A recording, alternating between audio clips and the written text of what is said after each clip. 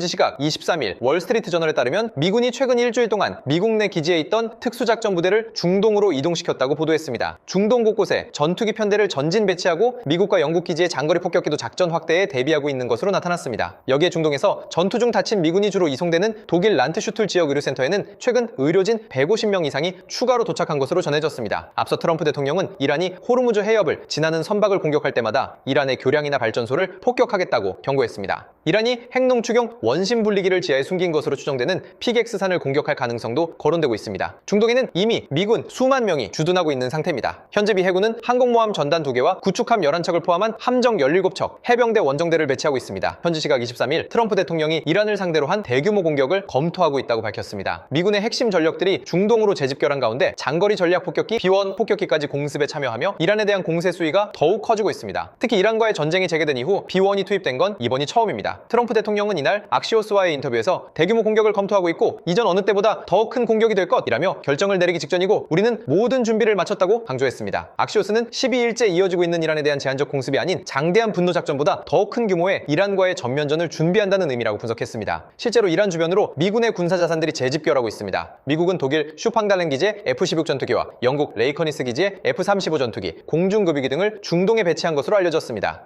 현지 시각 22일 미 중부사령부는 미군은 군 통수권자의 지시에 따라 이란의 군사 목표물에 대한 추가 공습을 개시했다고 밝혔습니다. 그러면서 이번 작전은 이란이 영내 해역을 통과하는 민간 선원과 상선에 위협을 가할 수 있는 능력을 더욱 약화하기 위해 계속될 예정이라고 경고했습니다. 이런 가운데 이스라엘 공영방송 칸은 미국이 수이란의 중폭격기를 동원해 이란의 비밀 핵시설을 타격할 예정이라고 이스라엘에 통보했다고 보도했습니다. 보도에 따르면 미국은 다수의 폭격기로 이란의 지하 핵시설이 구축된 것으로 추정되는 피객스산을 타격할 것으로 보입니다. 피객스산은 이란의 나탄즈 우라늄 농축시설 인근의 지역으로 요새화한 지하 핵시설이 구축된 것으로 알려졌습니다. 미국이 이스라엘의 공습 계획을 공유한 것은 이란이 미국의 공세에 반발해 이스라엘에 미사일을 발사하는 등 보복 수위를 높일 가능성에 대비하도록 하려는 조치로 보입니다. 현지 시각 21일 트럼프 대통령은 백악관에서 이란의 지하 핵시설인 피객스산을 조만간 공격할 것임을 시사했습니다. 해당 시설은 나탄즈 남쪽 약 1마일 지점에 위치한 지하 핵시설 단지로 이란이 고급 원심 분리기를 조립하기 위해 국제원자력기구에 신고한 장소입니다. CNN은 이스라엘 정보 소식통을 인용해 이란이 지난해 12일간의 전쟁 이후 고농축 우라늄 일부와 첨단 원심 분리기를 해당 시설로 옮겼다고 보도했습니다. 하지만 트럼프 대통령은 이란이 원심 분리기를 옮겼다는 기록은 없다고 하면서도 핵물질이 핵심이며 우리는 그 물질을 추적한다고 경고했습니다. 그러면서 아주 가까운 시일 내에 매우 강하게 그 지역을 타격할 것이라며 이란이 이를 막을 방법은 없다고 밝혔습니다. 산악 지형 깊숙이 구축된 핵시설을 무력화하려면 벙커버스터와 정밀유도 무기의 연속 타격이 필요할 것으로 보입니다. 미국의 공격이 현실화될 경우 이란의 핵 개발 능력뿐 아니라 중동 전역의 군사적 긴장도 최고조에 이를 전망입니다. 현지 시각 20일 미 중부사령부는 X를 통해 미 동부 시간으로 이날 오후 4시 최고사령관 지시에 따라 이란을 대상으로 새로운 공습을 개시했다고 밝혔습니다. 이어 이번 공습은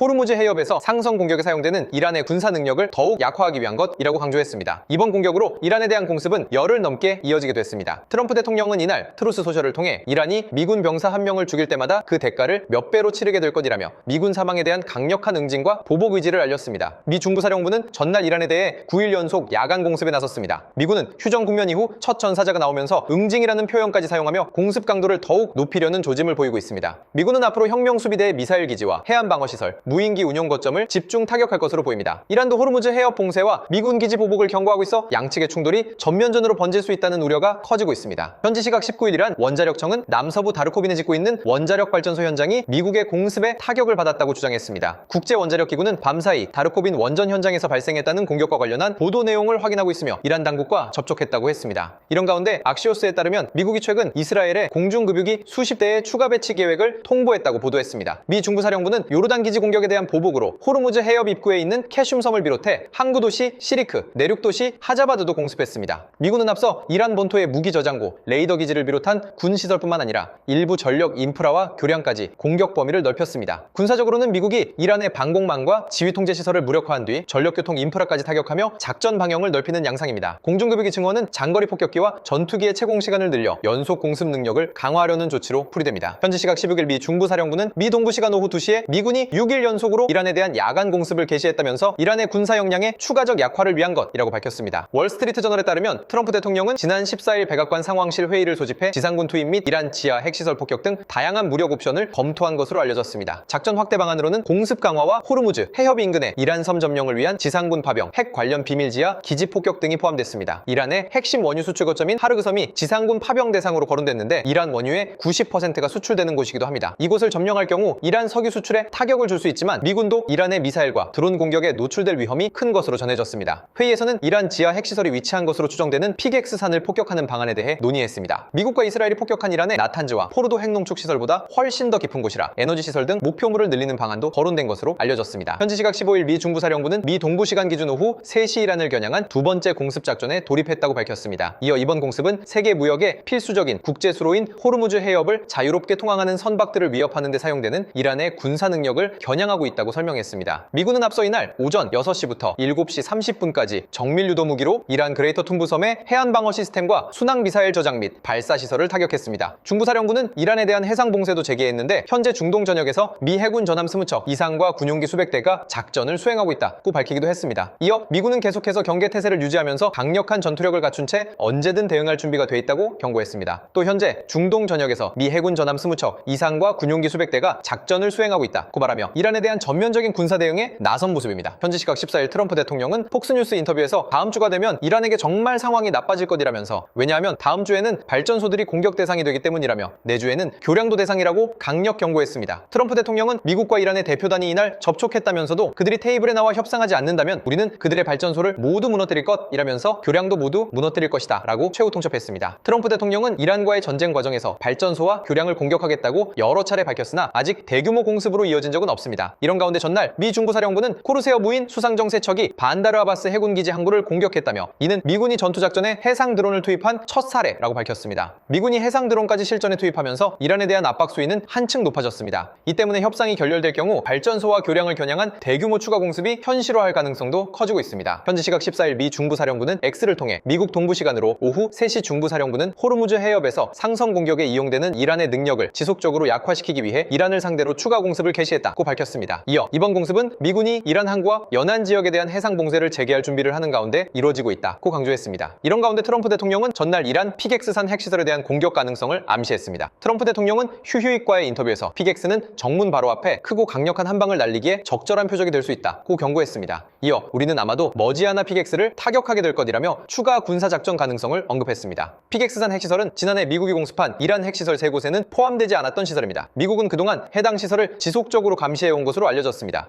피객스산 핵시설은 미국이 보유한 가장 강력한 벙커버스터 폭탄의 타격 범위를 벗어나 있는 것으로 평가되고 있습니다. 현지 시각 14일 알자지라 방송에 따르면 아랍에미리트 국방부는 유조선 2척이 호르무즈 해협의 오만 해역에서 이란 순항미사일 2발의 표적이 되었다고 밝혔습니다. 아랍에미리트 국방부는 이번 공격에 대해 명백한 국제법 위반이라고 경고했습니다. 트럼프 대통령은 이에 앞서 트루스 소셜에 호르무즈 해협은 열려있으며 이란의 협조 여부와 관계없이 계속 열려있을 것이라며 우리는 이란 봉쇄 작전을 재개할 예정이라고 호르무즈 해협 봉쇄 재개를 알렸습니다. 이어 이란 선박이나 고객들의 입출 항만을 차단한다는 점에서 그러한 이름이 붙었다며 다른 모든 국가들은 이 해협을 공정하고 자유롭게 이용할 수 있을 것이다 고 강조했습니다. 미 중부사령부는 트럼프 대통령 발표 이후 오는 14일 오후 4시부터 이란 해상 봉쇄가 다시 시작된다고 밝히며 사실상 이란과의 전쟁이 확전 양상을 보이고 있습니다.